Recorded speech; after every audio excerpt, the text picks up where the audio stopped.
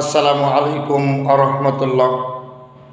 গণপ্রজাতন্ত্রী বাংলাদেশ সরকারের মাননীয় প্রধানমন্ত্রী, তারুণ্যের অহংকার বিএনপির চেয়ারম্যান জনাব তারেক রহমান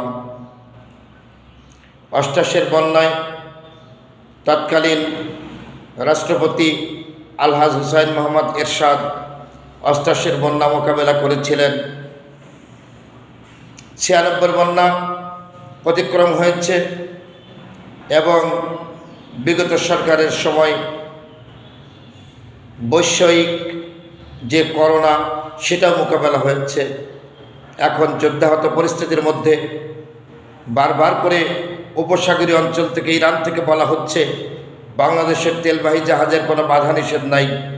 তারপরেও বাংলাদেশের যথার্থ নিয়মে তেল আসার পরেও যে সমস্ত ডিপো এবং পাম্পে তেল আনা হয়, বাহিরে তেল সরবরাহ দোকানে না দিয়ে পাম্পে প্রতিদিন তেল আসার পরে ঘন্টার পর ঘন্টা মানুষের হয়রানি, নাজেহাল, সময় নষ্ট, সময় ক্ষেপণ এবং এই তেল সচরাচর বাজারে না পাওয়ার কারণে মানুষ ভোগান্তির শেষ নাই।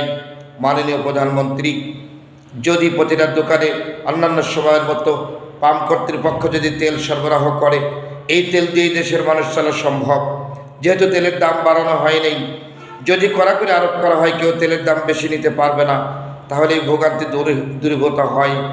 তাই প্রতিটা রাজনীতিবিদ, রাজনৈতিক নেতা, পার্লামেন্ট মেম্বার এবং জেলা প্রশাসক, উপজেলা নির্বাহী কর্মকর্তার সমন্বয়ে যদি কমিটি গঠন করে তেল সরবরাহ প্রতিটা বাজারে অন্যান্য সময়ের মতো দিয়ে দেওয়া হয়, তাহলে এই পাম্পের এই ভোগান্তি, সারিবদ্ধ শত শত হাজার হাজার গাড়ি নিয়ে মানুষ ঘন্টার পর ঘন্টা এই নাজেহাল হতে হয় না।